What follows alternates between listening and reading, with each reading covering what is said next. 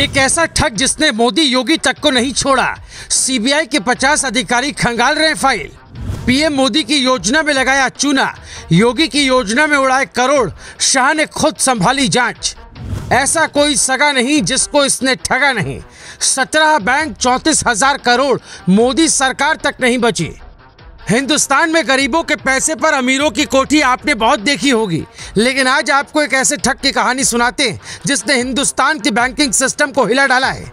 वधावन बंधुओं ने ऐसा प्लान बनाया कि सीबीआई की कई टीम पसीना बहा रही है। कम से कम 50 सीनियर अधिकारियों को वधावन बंधुओं के पीछे लगाया गया है। आपको ये बताएं इनका गुनाह क्या है, उसके पहले सुनिए कौन है वधावन भाई जिसकी गिरफ्तारी की पहली फोटो पीएम मोदी देखना चाहते हैं।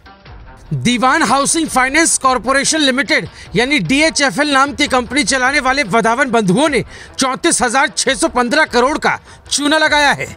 ये कैसे पैसा कमाते और कैसे गबन कर जाते सुनकर सीबीआई वालों को भरोसा नहीं होता है। तो सुनिए उनका पैसा कमाने का वो तरीका जिसके बाद सरकार भी टेंशन में है। प्रधानमंत्री नरेंद्र मोदी ने गरीबों के लिए सपनों के घर की योजना बनाई, उसमें भी इन लोगों ने फ्रॉड कर दिया। प्रधानमंत्री आवास योजना में धांधली के लिए 80,000 फर्जी अकाउंट खोले, फर्जी लोगों को लोन दिया और सरकारी रियायत खा गए। मोदी के साथ धोखे के बाद योगी के साथ भी छल कर दिया। उत्तर प्रदेश PF घोटाले को वधावन ब्रदर्स ने अंजाम दिया। उत्तर प्रदेश पावर कॉर्पोरेशन के 45,000 कर्मचारियों का भविष्य निधि का पैसा इस कंपनी के पास फंस गया। पीएम फंड से 2200 करोड़ से ज्यादा रकम की हेराफेरी कर दी। मोदी और योगी के राज में भ्रष्टाचार करें और बच जाएं, ऐसा मुमकिन नहीं है। फिर वधावन बंधुओं ने इतनी हिम्मत कैसे जुटाई? इन शातिरों ने बड़ी चालाकी से बीजेपी के पार्टी फंड में करोड़ों रुपए का डोनेशन किया। ये सोच रहे थे इसके बाद कोई उन्हें कुछ नहीं बोलेगा। इन्हें लगने लगा था कि सरकार इनके इशारे पर नाचेगी, वो बैंकों का पैसा लूटेंगे और सरकार उन्हें बचा लेगी। लेकिन यही वो गच्चा खा गए। मोदी योगी के सामने आई बात तो गृह मंत्री शाह ने ईडी और सीबीआई के तेज तर्रार अधिकारियों को वधावन बंधुओं के पीछे लगा दिया। अब जो घोटाला सामने आया वो देश का सबसे बड़ा बैंकिंग घोटाला बताया जा रहा है।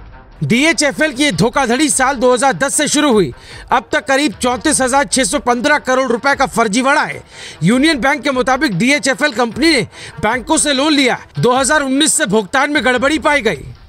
सीबीआई के 50 से ज्यादा अधिकारियों ने मुंबई में 12 ठिकानों पर छापा मारा। शाह मॉनिटरिंग कर रहे हैं। मुंबई के बिल्डर माफिया सुधाकर शेट्टी समेत 6 रियल एस्टेट कंपनियां सीबीआई ईडी के रडार पर हैं। देश के सबसे बड़े बैंक घोटाले के आरोप में दीवान हाउसिंग फाइनेंस लिमिटेड के पूर्व चेयरमैन कपिल वधावन और डायरेक्टर धीरज वधावन और रियल्टी क्षेत्र के 6 कंपनियों पर केस दर्ज किया गया है। आपको ये भी याद दिला दें कि ये वधावन बंधु वही हैं जो एक तरफ कोविड की दुहाई देकर बैंकों से मोहलत मांग रहे थे, तो वहीं अपने यार दोस्तों को पार्टी देने के नाम पर कोविड नियमों को ताक पर रखकर पार्टियां कर रहे थे। महाराष्ट्र के सतारा जिले के महाबलेश्वर में पार्टी करने पर महाराष्ट्र पुलिस ने इन्हें हिरासत में ले लिया था। महाराष्ट्र के गृह मंत्री अनिल देशमुख को इस मामले में बयान देना पड़ा था। वधावन बंधुओं की फाइल में ऐसे कई कारनामे दर्ज हैं। यस बैंक के पूर्व CEO राणा कपूर के साथ मिलकर भी कपिल और धीरज वधावन ने लोगों का पैसा गबन किया था। अब तक ABG शिपयार्ड में 23,000 करोड़ रुपए की धोखाधड़ी को सबसे बड़ा बैंक घोटाला माना जा रहा था। लेकिन जैसे जैसे वधावन बंधुओं की फाइल खुल रही है, वैसे वैसे सबसे बड़े बैंकिंग घोटाले का तमगा इन दोनों बंधुओं के सिर बंधता जा रहा है।